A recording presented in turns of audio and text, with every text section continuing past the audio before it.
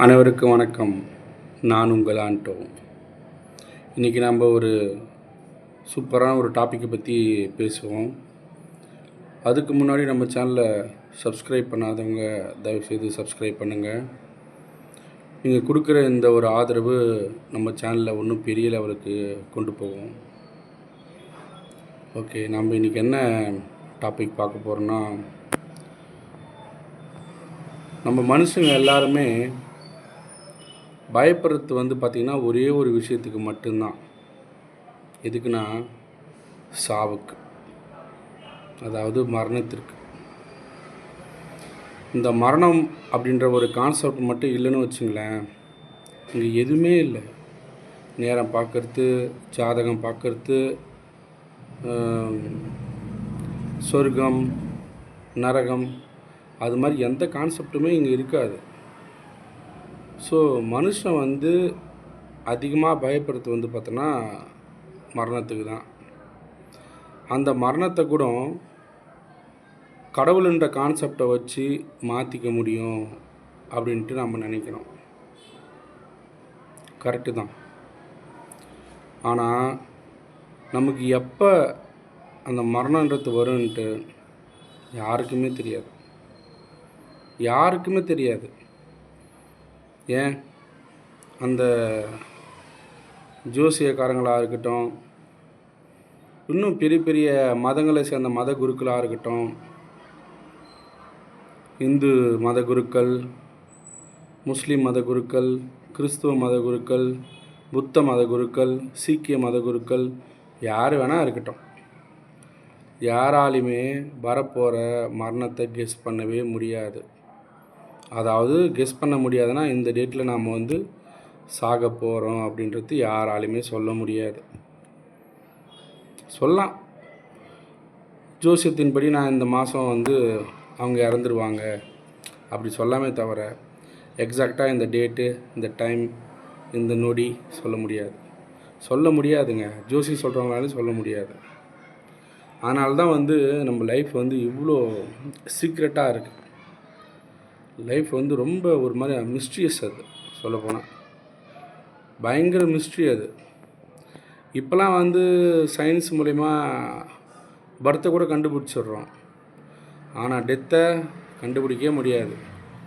ஏன், ஒரு நோய் கூட வரட்டும்னு வச்சுங்களேன், அந்த நோய் இத்தனை நாளில் இருக்கும், எக்ஸாக்டாக அந்த டேட் சொல்ல மாட்டாங்க. அதான். ஸோ அதுக்கு அவ்வளோ பவர். ஏன், இப்போது ஒரு ஒரு ஒரு சின்ன எக்ஸாம்பிள் உங்க கூட ஷேர் பண்ண ஆசைப்பட்றேன். என்னென்னா, மாவீரன் அலெக்சாண்டர் அவருடைய கடைசி 3 விஷஸ் நிறைய பேருக்கு தெரிஞ்சிருக்கும். தெரியாதவங்க தெரிஞ்சுக்குங்க. என்னென்னா, அவர் மரண படுக்கையில் இருக்கும்போது ஒரு 3 விதமான விஷயத்தை சொல்கிறார். என்னென்னா, விஷயம், அவருடைய உடலை இறந்த பிறகு அவருடைய உடலை இந்த உலகத்தில் இருக்கிற தலை சிறந்த மருத்துவர்கள் தான் தூக்கிட்டு போகணும் அப்படின்னு சொல்கிறாரு. 2வது விஷயம் என்னென்னா, அவர் இந்த கல்லறைக்கு போகிற வரைக்குமே வழிநெடுக்க வைரம், வைடூரியம், அவர் என்னெல்லாம் சேர்த்தாரோ அது எல்லாத்தையுமே இறச்சிக்கிட்டே போகணும் அப்படின்னு 2வது விஷயம் வைக்கிறாரு. 3வது விஷயம் என்னென்னா, இருக்கிறதுல ரொம்ப அல்டிமேட்டு, அவருடைய சவப்பெட்டியில் ஓட்டை போட்டு 2 கைகளுமே 2 பக்கமும் தெரிகிற மாதிரி காமிச்சிக்கிட்டு போகணும் அப்படின்னு சொல்கிறாரு. ஃபஸ்ட்டு விஷயம் என்னென்னா, உலகத்திலேயே இருக்கிற மிக சிறந்த மருத்துவர்கள் அவருடைய உடலை தூக்கிட்டு போகணும் கல்லறை வரைக்கும் அப்படின்னு சொல்கிறாரு. அது என்ன காரணம்னா, வரப்போகிற மரணத்தை யாராலையுமே தடுக்க முடியாது. உலகத்தில் மிகச்சிறந்த யார் வேணாலும் மருத்துவராக இருக்கட்டும், உலகில் மிகப்பெரிய மருத்துவர்கள் யாராக வேணா இருக்கட்டும், அவங்களால கூட தடுக்க முடியாது அப்படின்னு சொல்லிட்டு அவர் சொல்கிறாரு. ரெண்டாவது விஷயம் வந்து என்னென்னா,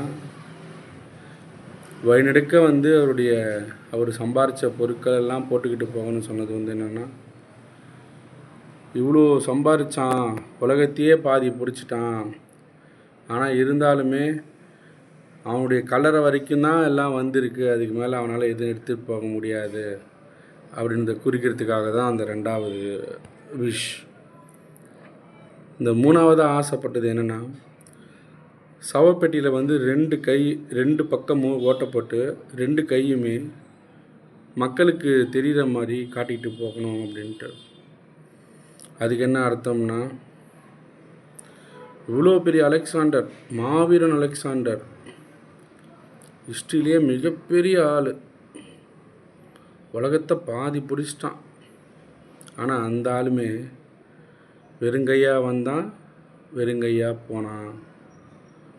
அப்படி தான் அதை சொல்கிறதுக்கு தான் வந்து அந்த மூணாவது வந்து விஷயத்தை வந்து அவர் சொல்லியிருக்காரு. யோசிச்சு பாருங்களேன், யாராக வேணால் இருக்கட்டும், வெறுங்கையாக தான் வந்தாங்க, வெறுங்கையாக தான் போய் ஆகணும். நம்ம அதுக்காக வந்து எல்லோரும் வந்து ஒரு நாள் சாக தான் போகிறோம் அப்படின்றதுனால நம்ம ஓடாமல் விட்டுறக்கூடாது.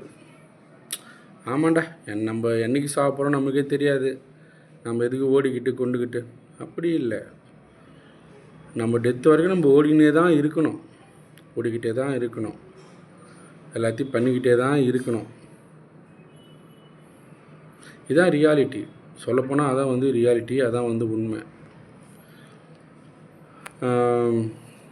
யோசிச்சு பாருங்களேன், இன்றைக்கி நம்ம தமிழ்நாட்டில் இருக்கோம், நம்மளை ஆண்ட முதலமைச்சர்களாக இருக்கட்டும், நம்மளை ஆண்ட மந்திரிகள், இன்னும் பெரிய பெரிய தலைகளாக இருக்கட்டும், ஏன் நம்ம இந்தியாவில் இருக்கிற யாராக வேணா இருக்கட்டும், ஏன் உலகத்தில் இருக்கிற யாராக வேணா இருக்கட்டும், பெரிய பெரிய ஆளுமைகள் என்னைக்கா ஒரு நாள் போய் சேர்ந்து தான் ஆகணும். ஆனால் அவங்க விட்டுட்டு போகிறாங்க இல்லையா, அதுதான் வரலாறு. நாம் இன்றைக்குமே எம்ஜிஆரை பற்றி பேசுகிறோன்னா அது வரலாறு, கலைஞரை பற்றி பேசுகிறோன்னா வரலாறு, அண்ணாவை பற்றி பேசுகிறோன்னா வரலாறு. தமிழ்நாட்டில் இந்தியாவை பொறுத்த வரைக்கும் ஜவஹர்லால் நேரு பற்றி பேசுகிறோன்னா வரலாறு.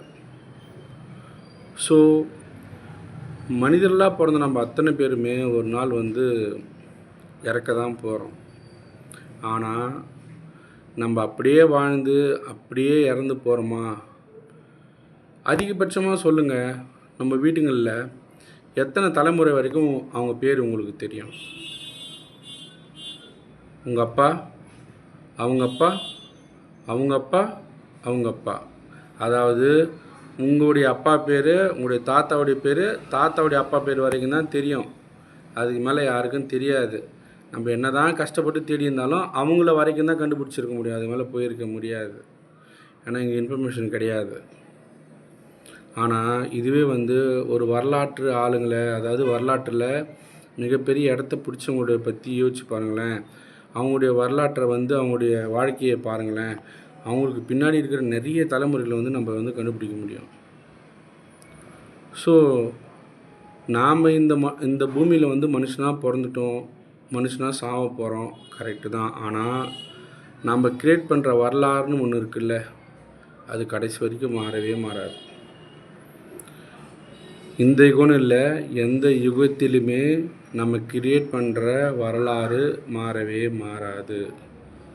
ஸோ பிறந்தோம் இறந்தோம் அப்படின்னு இல்லாமல் வரலாறை உண்டாக்கினவங்களாக இருப்போம்.